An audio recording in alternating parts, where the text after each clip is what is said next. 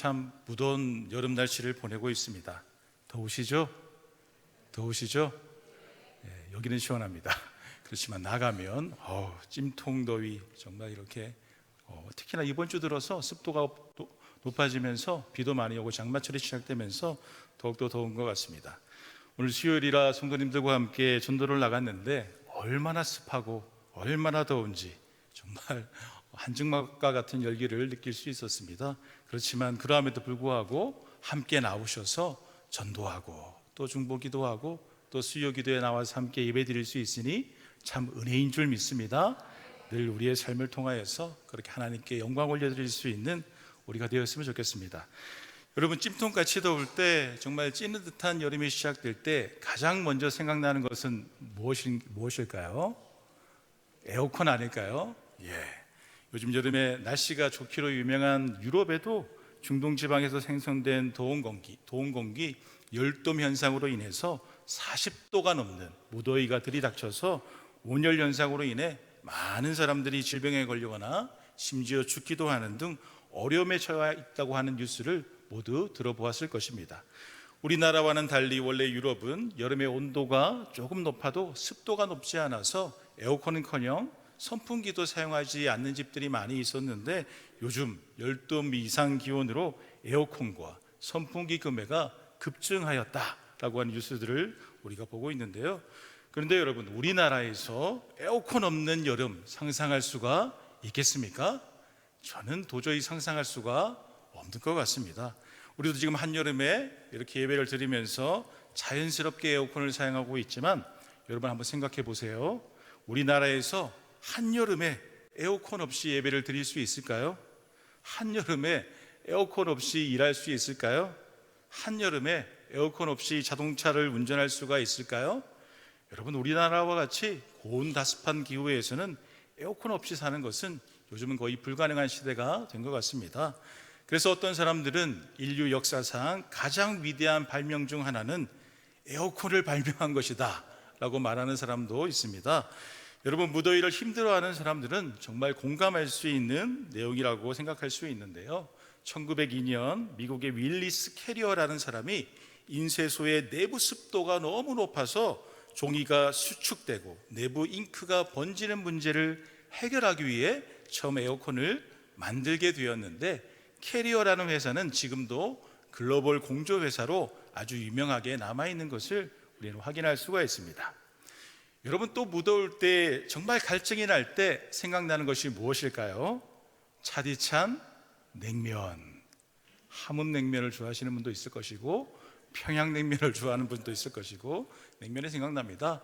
또 빨갛고 시원한 수박, 달고 달디단 아이스크림, 짜릿하고 상쾌한 이온음료, 탄산음료, 연유 가득한 팥빙수, 고소한 콩국수, 얼음 가득한 아이스 커피 등 여러분들도 예상하다시피 이런 것들 여름하면 생각나는 것 아니겠습니까?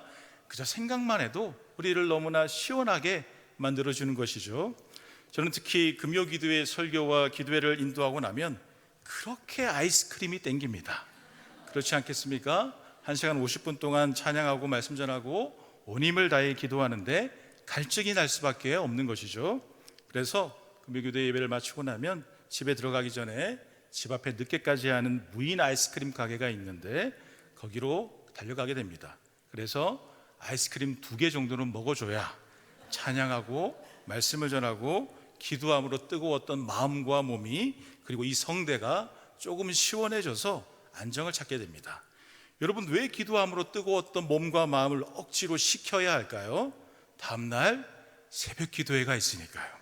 그래서 뜨거웠던 몸과 마음이 안정을 취하고 얼른 자야 다음날 새벽에도 나와서 교회에 나와서 설교도 할 수 있고 새벽 기도도 참여할 수 있으니까 최대한 몸을 안정시킵니다. 여러분, 또 한 가지 무더운 여름 하면 저는 생각나는 것이 있습니다. 바로 밀면입니다. 여러분, 밀면 아세요? 모르세요? 흔히 메밀을 사용한 냉면이 밀면의 고급 버전이라면, 밀면은 예전에 전쟁을 피해서 남한 피난민들이 냉면을 먹고 싶은데 메밀이 없어서 밀가루를 사용하여서 밀면을 만들게 된 것이죠. 여러분, 참 어릴 때 고향에서 습관처럼 먹었던 식습관이 무서운 게 어느 지역에서 사역을 하든 반드시 저는 돼지국밥과 밀면이 생각이 난다라고 하는 것입니다. 특히 갈증이 이렇게 나는 여름철에 시원한 물밀면 한 그릇 먹고 나면 저에게는 그 어떤 시원한 음식보다 많은 만족을 주는 음식인 거죠. 여러분, 제가 이렇게 무더위를 이겨내는 것처럼 여러분들에게도 이 무더위를 이기게 해주는 무엇인가가 분명히 있을 것입니다. 그저 보기만 해도, 만지기만 해도, 마시고 먹기만 해도 갈증이 난 육체를 시원하게 만들어주는 누군가 다 마찬가지지만 아주 좋아하는 무엇인가가 다 있을 것입니다. 그런 것처럼 사랑하는 여러분, 우리를 이 땅에 보내어 주신 하나님의 마음을 시원하게 해드릴 수 있으면 얼마나 좋을까요? 물론 하나님은 우리의 그 존재 자체로 사랑하시지만 그래도 우리의 믿음의 삶을 통하여서 하나님께 더욱더 영광 돌리면서 더욱더 우리 하나님의 마음을 시원하게 해드리면 얼마나 좋을까라고 하는 것입니다. 여러분, 성경을 살펴보면 구약시대에 계속적으로 불순종하는 이스라엘 백성들과 같이 하나님의 마음을 답답하게 하는 사람들이 많이 등장하지 않습니까?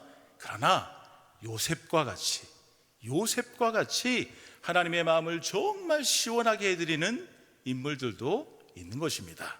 또한 떨기나무 앞에서의 모세와 같이 처음 시작은 하나님의 마음을 점점 답답하게 하는 부분들이 있었지만 가면 갈수록 하나님의 마음을 시원하게 해드리는 인물도 있고요. 또한 사울왕과 같이 처음 시작은 하나님의 마음을 너무나 시원하게 하였지만 가면 갈수록 하나님의 마음을 어렵게 만드는 인물도 성경에는 등장하게 됩니다. 그런 성경의 다양한 인물들을 보면서 사랑하는 여러분, 우리는 하나님의 마음을 답답하게 만들고 하나님의 마음을 점점 어렵게 만드는 것이 아니라 믿음으로 인하여서 하나님의 자녀로서 복되게 살아감으로 우리 하나님 아버지의 마음을 시원하게 해드리면 너무나 좋겠다라고 하는 마음이 드는 것입니다. 우리 본문 13절 말씀 함께 봉독하십니다. 충성된 사자는 그를 보낸 이에게 마치 추수하는 날에 얼음 냉수 같아서 능히 그 주인의 마음을 시원하게 하느니라. 아멘. 충성된 사자는 그를 보낸 이에게 마치 추수하는 날에 얼음 냉수 같아서 능히 그 주인의 마음을 시원하게 하느니라. 능히 그 주인의 마음을 시원하게 하느니라. 아멘.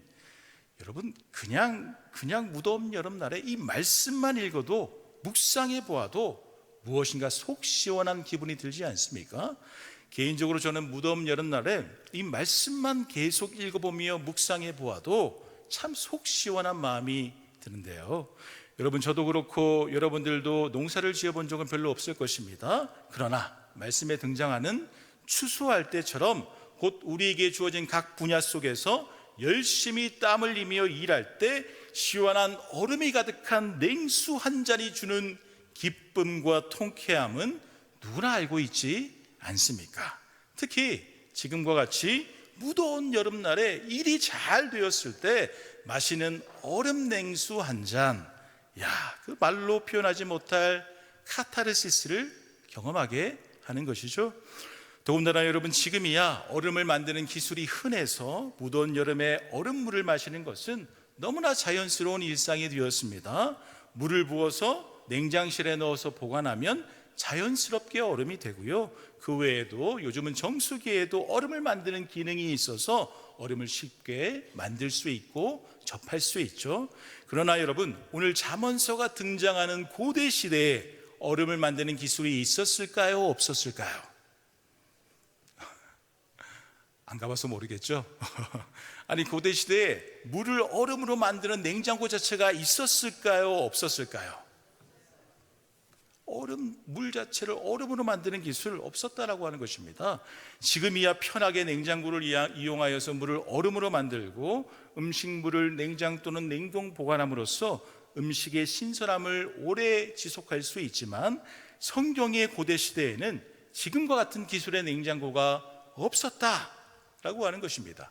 그렇다면 여러분, 오늘 본문이 기록된 고대 시대에는 어떤 방법이 있었길래 얼음 냉수를 먹을 수 있었을까요? 도대체 어떤 비밀이 있었길래 미리 준비한 얼음 냉수로 주인의 마음을 시원하게 해드릴 수 있었을까요? 여러분, 고대의 기록에 의하면 왕들은 신하들에게 명령하여서 겨울철에 팔레스틴의 고지대인 레바논 산이나 헤르몬산 고지대에서 채취한 눈과 얼음을 가져와서 물이나 음료에 타 먹었다라고 하는 기록이 있습니다. 특히 헤르몬산 같은 경우에는 여름에도 눈이 있을 정도로 만년설로 덮인 산이었기 때문에 바로 산에서 채취한 얼음을 통하여 얼음이 담긴 시원한 물을 마실 수 있었던 것이죠. 그래서 신하들은 겨울철에 많은 인력들을 동원하여서 얼음을 채취하였을 것입니다. 얼음 자체가 무겁기에 많은 인력이 동원되어서 땀을 흘리며 산에 올라가서 산에서 얼음을 채취하여서 또 땀을 흘리고 협력하여서 얼음을 땅으로 가져오게 되는 것이죠. 주인이 얼음 냉수를 먹었던 비결에는 이렇게 충성된 신하들의 헌신이 있었다라고 하는 것입니다. 이런 신하들의 헌신이 없었다면 얼음 냉수를 먹기는 힘든 것이죠. 그런데 여기에서 한 가지 더 의문점이 생기게 됩니다. 여러분, 얼음은 산에서 채취할 수가 있는데 얼음에 대한 보관은 그럼 어떻게 할 수 있었던 것일까요? 고대 시대에 지금과 같은 냉장고가 있었던 것도 아니고 날이 더워지는 여름철에 얼음을 어떻게 보관할 수 있었던 것일까요? 여러분, 고고학의 기록들을 따르면 고대 근동 지역에는 기원전 1700년부터 야크찰이라고 불리우는 진흙과 짚으로 만든 지하 얼음 창고가 있었다라고 합니다. 이렇게 지하 얼음 창고를 만들어서 추운 겨울에 채취한 얼음을 잘 보관하여서 더운 날에도 물이나 음료에 얼음을 넣어서 먹을 수 있도록 그렇게 한 것이죠. 그래서 충성된 신하들은 겨울철에도 쉬지 않고 헤르몬산으로 올라가서 얼음을 미리 채취한 것입니다. 그리고 채취한 얼음을 함께 협력하여서 땅으로 가지고 내려와서 지하 얼음 창고에 보관하게 되었다라고 하는 것이죠. 그렇게 보관한 얼음을 잘 관리하여서 땀을 흘리며 일하는 시기에 주인에게 내어놓게 되는 것입니다. 그래서 주인의 마음까지 시원하게 해드리는 얼음 냉수를 대접하게 되는 것이죠. 여러분, 이렇게 얼음 냉수를 대접받는 주인의 마음은 얼마나 기뻤을까요? 주인은 자신이 뽑고 부른 그 신하를 더욱더 신뢰하지 않겠습니까? 여러분, 이와 같이 주님도 우리를 이 땅에 하나님의 자녀로 부르셨다라고 하는 것입니다. 주님도 우리를 믿음으로 부르셔서 죄사함의 은혜를 베풀어 주셨고 영원한 구원의 은혜를 허락하여 주셨으며 하나님의 복음 전파의 사명에 우리를 동참하게 해주셨다라고 하는 것이죠. 그렇다면 여러분, 우리도 주님에게 답답함을 안겨드리는 우리의 신앙이 아니라 우리 주님에게 시원함을 안겨드리는 우리의 신앙이 되어야 할 줄 믿습니다. 마치 추수하는 날에 시원한 얼음 냉수와 같이 우리 주님의 마음을 시원하게 해드리는 우리의 모습이 되면 얼마나 좋을까라고 하는 것입니다. 여러분, 그러기 위해서는 우리의 삶에 있어서 땀을 흘리며 얼음을 채취하고 얼음을 운반하여서 그리고 얼음 창고를 운영한 충성된 신하들의 모습이 있어야 하는 것입니다. 평소에 맡은 일을 향해서 수고하고 애쓰는 열심과 열정이 있어야 한다라고 하는 것이죠. 여러분, 땀을 흘리지 않는데 어떻게 열매가 있을 수 있겠으며 헌신하지 않는데 어떻게 결실이 있을 수가 있겠습니까? 땀을 흘리지 않고 헌신하지 않는데 무엇을 바란다면 그것은 도둑놈 심보겠죠. 바로 준비하는 기간 동안의 애씀과 수고가 반드시 필요하다라고 하는 것입니다. 여러분, 이것은 지금 우리가 수고하고 애쓰는 여름 성경학교와 수련회도 마찬가지 아니겠습니까? 하나님의 은혜를 구하며 열심으로 기도하며 준비할 때 아이들의 영적인 변화가 일어날 줄 믿습니다. 아이들의 변화를 위하여서 미리 수고하고 헌신하고 하나님 앞에 협력하여 기도할 때 여름 사역이 풍성히 이루어질 수 있는 것이죠. 하나님의 사역에는 수고와 헌신이 반드시 필요하다라고 하는 것입니다. 또한 우리의 가정과 직장과 사업체, 우리가 하는 모든 일도 다 마찬가지입니다. 수고하고 애써야 할 시기에 참으로 수고하고 애쓸 때 열매를 거둘 수 있는 것이며, 우리에게 주어진 모든 일을 하나님이 우리에게 주신 소명으로 잘 감당할 때 그 일을 통하여서 열매 맺을 수 있다라고 하는 것입니다. 각자가 속한 곳에서 수고함이 있을 때 열매가 있을 수 있는 것입니다. 그래서 종교개혁자 마틴 루터는 독일 기독교 귀족에게 구함이라는 자신의 논문에서 이렇게 말하였습니다. 구두수성공, 대장장이, 농부는 각자 자신의 일과 직무를 맡고 있지만 그들 모두는 성별받은 사제나 주교와 같습니다. 사제나 주교가 행하는 의식이 모든 기독교 공동체를 위해 하나님의 말씀을 다루고 성례를 집행하는 특별한 일인 것처럼, 세속 권력이나 장인들도 자신의 이웃을 처벌하거나 신발과 옷을 만들어 공급함으로써 공동체 전체에 육체적, 영적 유익을 주는 자신만의 고유한 직무를 수행하는 것입니다.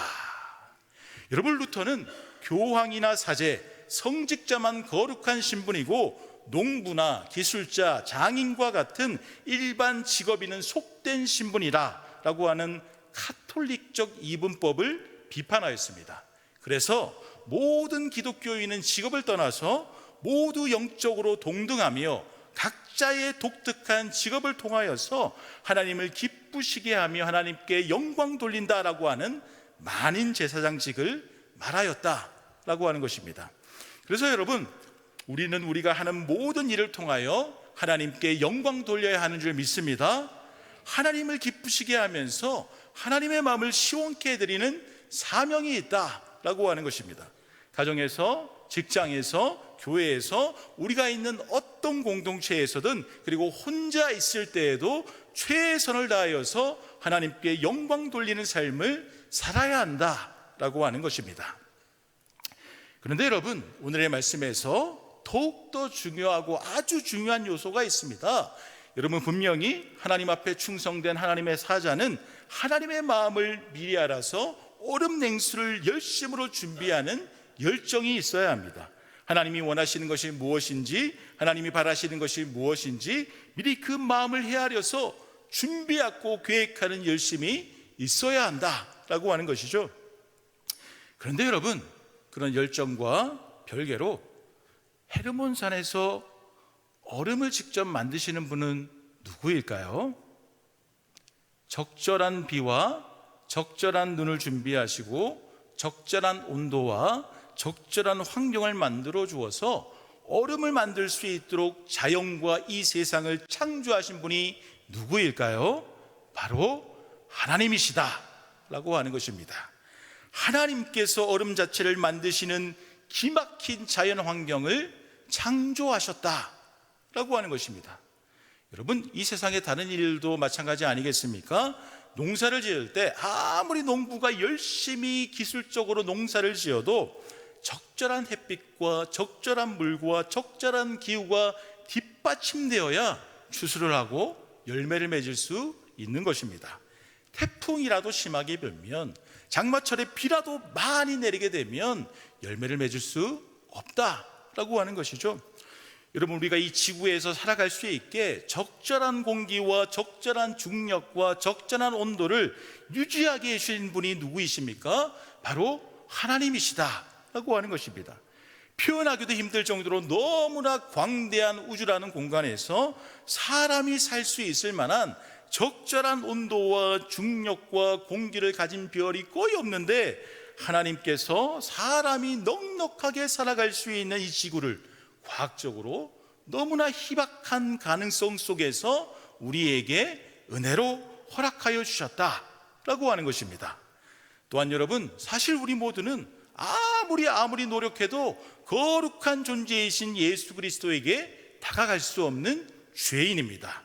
왜냐하면 어둠과 빛이 서로 섞일 수 없는 것처럼 우리는 죄인이기에 아무리 금식을 하고 묵언을 하고 마음 훈련을 하고 수행을 한다 하더라도 우리의 능력으로는 거룩이라는 것에 이를 수가 없기에 거룩한 예수 그리스도에게 감히 다가갈 수 없는 존재가 바로 우리다라고 하는 것이죠. 그러나 여러분, 그래서 우리를 너무나 잘 알고 있는 거룩하신 예수 그리스도께서 그래서 이 땅에 직접 인간의 몸을 입고 내려오신 것 아니겠습니까? 사람이 직접 예수 그리스도에게 다가갈 수 없기에 거룩하신 예수님께서 직접 영광의 자리를 박차고 사람의 몸을 입고 이 땅에 오셔서 사람이 할 수 없는 기적을 통하여, 사람의 영혼을 깨우는 말씀을 통하여, 그리고 사랑의 절정인 십자가 사건을 통하여 우리의 근원적인 죄를 사해 주셨다라고 하는 것입니다. 우리의 노력이 아닌, 우리의 공로가 아닌 오직 하나님의 은혜로, 하나님의 긍휼로 아무런 값 없이 우리를 구원해 주셨다라고 하는 것이죠. 그 하나님의 은혜로 말미암아 우리는 거룩한 하나님의 자녀가 되어서 부활의 소망을 품고 영원한 하나님의 나라를 소망하며 살아갈 수 있게 되었다라고 하는 것입니다. 그래서 여러분, 사람이 아무리 재능이 있어도, 사람이 아무리 열심히 있어도 하나님께서 은혜를 베풀어 주셔야 한다는 것을 분명히 믿으시기 바랍니다. 사람이 자신의 일을 너무나 잘하고 너무나 열심히 해도 하나님이 은혜를 베풀어 주실 때 안 될 일도 되는 것이며, 하나님이 은총을 베풀어 주실 때 우리의 열심을 훨씬 상회하는 열매가 맺힐 수 있다라고 하는 것입니다. 그래서 여러분, 우리는 우리의 일을 열심히 하는 것도 중요하지만 먼저 하나님께 부르짖어야 되는 줄 믿습니다. 하나님께 은혜 위에 은혜를 구하며 믿음으로 더욱 기도함으로 하나님의 은혜가 우리에게 부어질 때 우리는 이 세상을 믿음으로, 은혜로 더욱더 복되게 살아갈 수 있다라고 하는 것이죠. 여러분, 지금의 디지털 통신 기술이 나오기 전에 여러 가지 정보나 편지는 우편을 통해 전달할 수밖에 없었습니다. 그래서 그만큼 불편하고 많은 노동이 들어갔으며 시간이 많이 걸릴 수밖에 없었죠. 그러나 모스부호와 전신이 개발되면서 점점 정보를 빠르게 전달하는 기술이 개발되기 시작하였습니다. 모스부호와 전신기를 발명한 사람은 바로 사무엘 모스입니다. 어떤 사람이 그에게 이런 질문을 하였습니다. 모스 교수님, 실험을 하시는 동안 다음에 무엇을 해야 할지 몰라 중단하신 적이 있습니까? 그러자 모스는 이렇게 대답하였습니다. 네, 그렇습니다. 여러 번 그렇게 했습니다. 그러자 어떤 사람은 또다시 이렇게 질문하였습니다. 그런 경우에는 무슨 일을 하셨습니까? 모스는 분명하고 단호하게 이렇게 말하였습니다. 저는 무엇을 해야 할지 분명히 알지 못할 때마다 하나님, 희망과 빛을 주십시오 라고 하나님께 기도드렸습니다. 사실 미국과 유럽에서 제 이름이 붙은 발명 때문에 엄청난 부와 명예가 제게 찾아왔습니다. 그것은 제가 다른 사람들보다 더욱 우수했기 때문이 아니라 하나님께서 그것을 제게 보여주시기를 기뻐하셨기 때문입니다.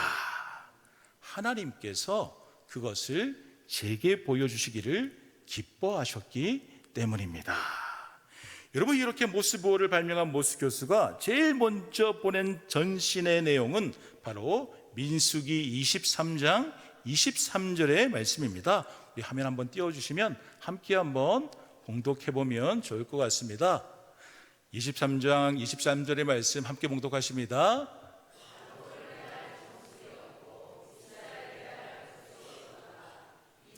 야곱과 이스라엘에 대하여 논할진대 하나님께서 행하신 일이 어찌 그리 크냐 하리로다 라고 하는 23절 전문이고요. 구체적으로 이렇게 전신을, 첫 전신을 보냈다고 합니다. 하나님께서 행하신 일이 어찌 그리 크냐, 하나님께서 행하신 일이 어찌 그리 크냐. 여러분, 내가 발명한 것이 아니라 누가 발명했다고요? 하나님께서 지혜를 주셔서 모스부호와 전신을 발명하게 되었다. 그래서 첫 전신을 하나님께서 행하신 일이 어찌 그리 크냐. 민수기 23장 23절의 말씀을 처음으로 송신하게 되었다라고 하는 것입니다. 또한 사무엘 모스는 삶의 어려움에 처할 때마다 잠언서 3장 5절과 6절의 말씀을 묵상하면서 하나님께 지혜를 구해야 했다고 합니다. 함께 봉독하십니다. 너는 마음을 다하여 여호와를 의뢰하고 내 명철을 의지하지 말라. 너는 범사의 글을 인정하라. 그리하면 내 길을 지도하시리라. 아멘. 여러분, 사무엘 모스는 전부 발명을 위한 실험에서 시련에 부딪힐 때마다 하나님께 기도를 드림으로 하나님의 은혜와 지혜를 구함으로 그것을 극복하였다 말하고 있는 것입니다. 그리고 여러분, 이것은 우리도 마찬가지일 것입니다. 우리도 이 세상을 살아가면서 혼자서 해결하지 못하는 많은 문제와 어려움이 있을 수 있지만 그럴 때마다 하나님의 은혜를 구해야 되는 줄 믿습니다. 하나님의 지혜를 구해야 할 것입니다. 그렇게 하나님을 의지할 때, 철저히 하나님의 도움을 구할 때 헤르본 산에서 얼음을 만드시는 하나님의 은혜가 우리 각자의 상황에 공급하시고 채워주시는 하나님의 은혜가 우리에게도 임하게 될 줄 믿습니다. 그렇게 하나님의 은혜가 먼저이다 라고 하는 것을 잊어버리지 말고 하나님의 은혜를 먼저 구하고 기도할 수 있기를 바랍니다. 그렇게 먼저 하나님의 은혜를 구하고 각자 주어진 사명 속에서 최선을 다하여서 열심을 다하여서 믿음으로 살아갈 수 있는 저와 여러분들이 될 수 있기를 간절히 소망합니다. 하나님, 우리에게 귀한 밤 허락하여 주셔서 오늘도 찬양하며 기도하며 또 말씀을 함께 들으며 하나님의 말씀에 순종하는 마음의 다짐을 하면서 귀하게 예배드릴 수 있게 하여 주시니 감사를 드립니다. 모든 것이 하나님의 은혜인 것을 기억할 수 있는 우리가 될 수 있도록 인도하여 주시옵소서. 최선을 다하여 믿음으로 이 세상을 살아가야 되지만 하나님의 은혜가 부어져야, 하나님의 은혜가 준비되어야 우리의 삶에 축복이 있을 수 있다라고 하는 믿음 잃어버리지 말고 우리 각자의 맡은 바 직장과 교회와 또한 여러 가지 공동체 가운데에서, 가정 가운데에서 최선을 다해서 살아가야 되겠지만 먼저 주님께 무릎으로 엎드릴 수 있는 우리가 될 수 있도록 인도하여 주시옵소서. 그렇게 하나님의 은혜를 구하는 가운데에 주님께 영광 올려드리며 우리 주님에게 시원한 냉수 한 잔 올려드릴 수 있는 우리의 믿음의 삶이 될 수 있도록 인도하여 주시옵소서. 감사를 올려드리오며 예수님의 이름으로 기도드립니다. 아멘.